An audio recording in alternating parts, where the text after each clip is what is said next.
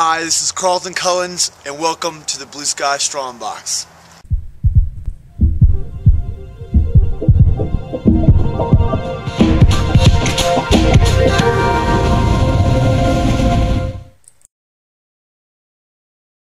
Hey, this is Carlton Cullins with the Blue Sky Strong Box here in Austin, Texas, and this week I want to talk a little bit about cheat meals or cheat days. In the fitness and nutrition industry, if you're not familiar with this term, it's often used as the day of the week where you might have one meal that you eat whatever you want to eat, and the rest of the time assuming that you're eating really well and really flawless. Depending on what your goal is, whether it be fat loss or muscle gain, to get to these kind of goals, it requires a lot of self-control and discipline, and typically that means eating things that you're not used to eating or things that you might not even enjoy.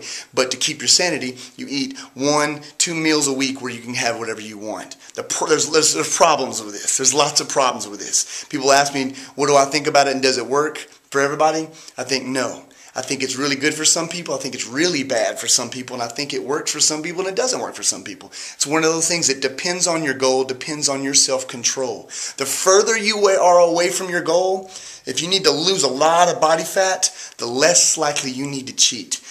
I mean, it's one of those things though. If you don't have a few foods in there that you enjoy, you might quit early and not reach your goal, and I understand that. And that's where it's good to implement a cheat meal or a cheat day or whatever.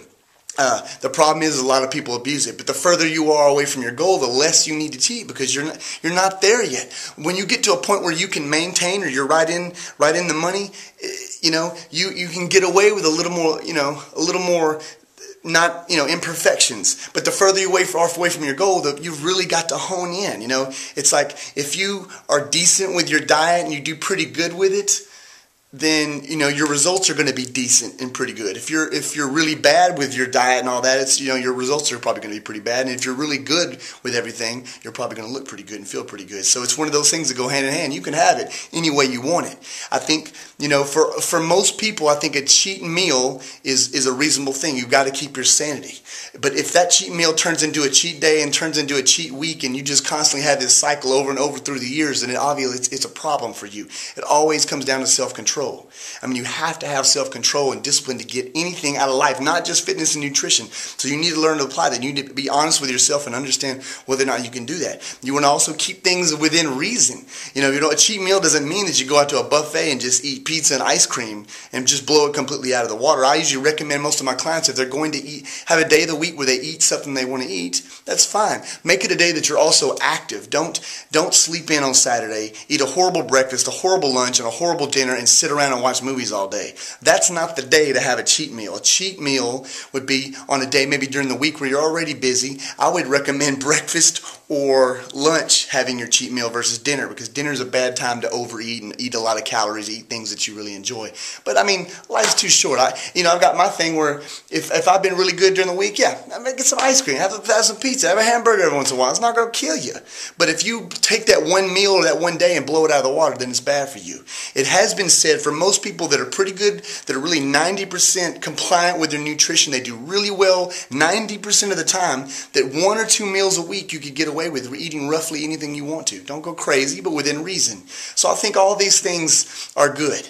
Like I said, there's good things and bad things about it. It's completely up to you. The more you cheat, the less likely you're going to reach your goals. And definitely the longer it's going to take to reach your goals. So obviously, it makes sense. Use common sense when it comes down to it. But don't go crazy. If you are going to be hardcore, and I see this a lot with people who are working out and they're eating. They're hardcore all the time. And how long can you keep that up? 6 weeks and then you quit. I see people work out maybe 6 months and eat flawlessly, eat paleo and eat crazy and eat really, really flawlessly all the time, and then eventually you're just going to break and you're going to get sick of it, and you're going to gain all that weight back, or you're going to, if you've been trying to build up your muscle, you're going to build muscle and then you're going to lose it all back down because you just went crazy. So I think, slowly but surely is the way to do it for most people, but it's all up to you. It's all up to your self-control and what you can get away with. That's my tips for this week. If you have any questions, write me. I can always do my best to help you. And I'll see y'all next week. Bye.